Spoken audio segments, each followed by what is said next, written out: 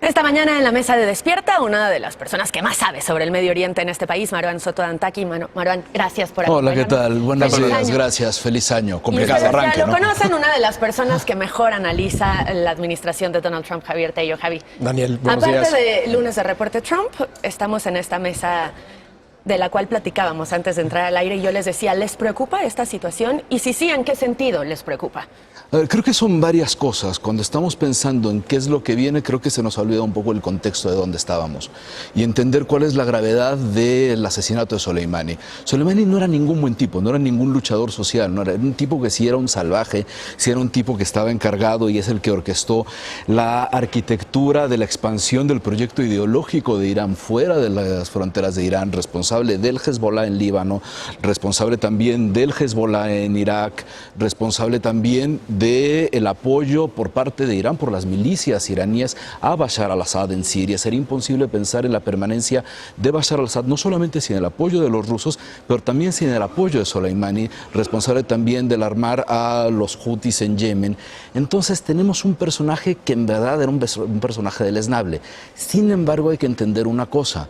Si había una razón por la que nadie lo había matado antes, es porque lo que hizo Trump fue no medir las consecuencias, no tener la media relación que podría uno tener para saber qué es lo que pasa en Medio Oriente cuando uno hace cosas como estas, más allá de todas las implicaciones legales que según yo no hay muchas formas para poder justificar el acto por parte, en los términos jurídicos, por parte de Trump. No hay manera de justificar eso, tampoco manera de justificar lo otro. ¿Qué es lo que estamos viendo ahora y cuál es la parte que me preocupa? No me preocupa la parte de escenario apocalíptico que ha corrido en redes sociales en los últimos 2 días. Me preocupan otras cosas que son un poco más terrenales cuando pensamos en Medio Oriente.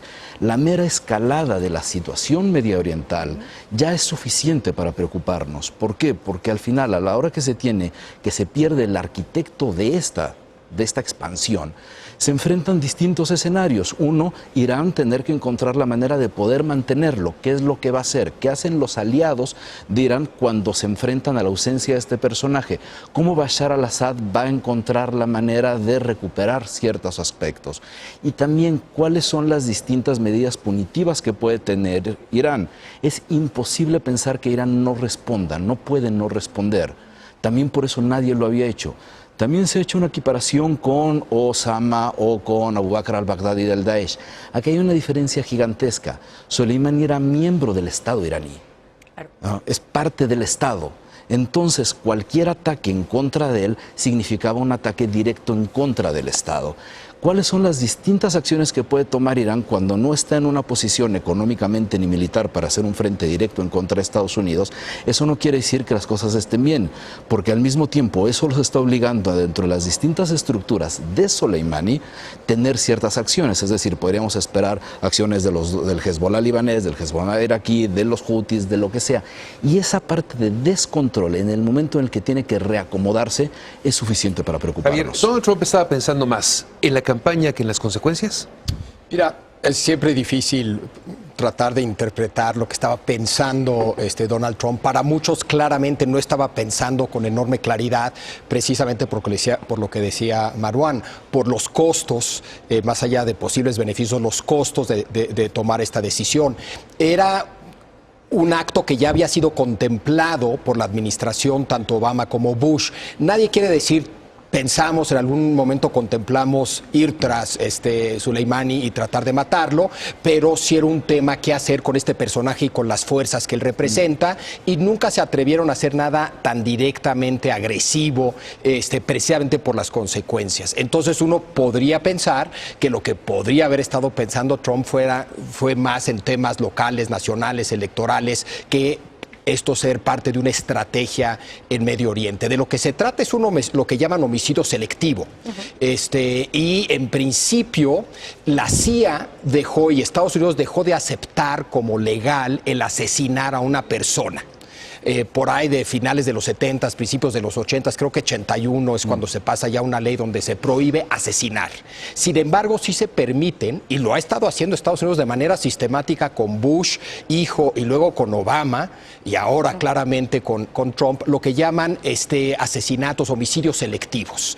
Y tiene que cumplir con una serie de criterios. Uno de los criterios tiene que ser que el blanco tiene que ser un blanco legítimo. Y ahí hay una serie de criterios de qué hace un blanco legítimo, y uno de los problemas que hay con la interpretación de que Soleimani era un blanco legítimo era que era parte del Estado de Irán. O sea, tú puedes matar a alguien como Osama Bin Laden, que estaba en una cueva, escondido, terrorista, pero matar a un alto mando de un ejército de otro país, por más que sea un país con el que no tiene relaciones, es legalmente, por lo menos, además de moralmente complicado. Y se complica cuando es en un país tercero, además. Claro, Sí. en Irak, porque Sí. no fue, por si no lo tienen presente, no fue en territorio iraní, sino iraquí. Pero eso lo hace, en principio, legalmente más aceptable. ¿Por qué? Porque una de las condiciones de un homicidio selectivo es que tiene que ser un contexto de, entre comillas, guerra, donde no hay un Estado legítimo, donde es un caos, entonces Afganistán, tal vez Pakistán, tal vez Siria, Irán no. Entonces, si lo hubieran matado en Irán, hubiera sido una medida mucho más agresiva. Y unas horas después de un ataque a la embajada de los Estados Unidos en Bagdad. Es correcto. Y hay que entender también de dónde viene ese ataque a la embajada de Estados Unidos en Irak. Cuando estamos pensando en la muerte de Soleimani, no iba solo, iba acompañado de Muhandis. ¿Muhandis quién era? Muhandis era el líder de los comités de movilización popular en Irak. Al mismo tiempo era el representante, era el fundador de la versión del Hezbollah dentro de Irak, lo cual también lo relacionaba con el gobierno de los ayatolás. Es decir, que al mismo tiempo que estamos viendo un solo asesinato, estamos viendo también el de otro miembro de una de las milicias formadas por parte del Estado iraní, que se sitúa en medio de las protestas que veníamos viendo en territorio iraquí. Es muy difícil ver esto sin tratar de entender el escenario de las protestas iraquíes, que al final lo que estaban buscando y lo que han estado reclamando es no solamente tratar de limitar los niveles de corrupción y de desgobierno que ha tenido Irak, sino también de limitar, y una de las grandes protestas han sido para poder limitar la injerencia de Teherán dentro del gobierno iraquí, como parte de la orquestación de Soleimani, donde se ha cooptado al gobierno de Líbano, al gobierno de Irak, al gobierno de Siria y demás. Consecuencias o posibles consecuencias en un principio geopolíticas que ustedes vean en el Medio Oriente tras esto, pero sobre todo, y esta puede resultar una pregunta sencilla, pero apocalípticas, ¿cuáles son las redes sociales? Ayer veía a mucha gente escribiendo: tengo un viaje a Estados Unidos planeado por los próximos días o en las próximas semanas, ¿qué hago? ¿Lo cancelo por estas amenazas de ataques? Incluso hoy se amenazó con atacar territorio estadounidense. ¿Qué es lo que ustedes ven en temas geopolíticos y en este tema como más de la vida cotidiana? A ver, a mí mi preocupación sigue siendo la reconformación del proyecto iraní. ¿Cuáles son las acciones que van a implicar la reconformación del proyecto iraní? No quiere decir, a ver, primero hay que tener en cuenta, no van a encontrar nadie, ni siquiera el sustituto de Soleimani que lo va a poder reemplazar, porque es muy difícil tener un general con esos niveles de aceptación, de favoritismo, lo que sea, de entrada de relación directa con Jamenei. Pero al mismo tiempo no quiere decir que se queda totalmente huérfana la estructura de Soleimani. Hay ciertas estructuras, como la del Hezbollah en Líbano, que puede operar medianamente solo. Pero en el momento en el que se van reconfigurando, ahí hay que ver qué es lo que puede pasar. Y hay que entender que estamos analizando una noticia en desarrollo, con las limitaciones de analizar algo en desarrollo. Entonces, tratar de decir en este momento va a pasar ABC o los distintos escenarios con verdadera certeza es imposible. Quien diga va a pasar esto, esto y esto de cualquiera de los dos lados va a estar mintiendo, porque no se puede, está en desarrollo. A partir de eso hay que tener la cautela necesaria, no solamente al informar, sino al también ver cuáles son los eventos, para ver dentro de ellos mismos cuáles son las opciones que se abren. En la vida práctica sí es muy posible que haya ciertas complicaciones dentro de los territorios donde hay injerencia iraní. En este momento son esas las que más me preocupan. Javier, en Estados Unidos esto puede ser un gran cambio, el game changer, como le dicen allá, esta decisión del gobierno de Donald Trump.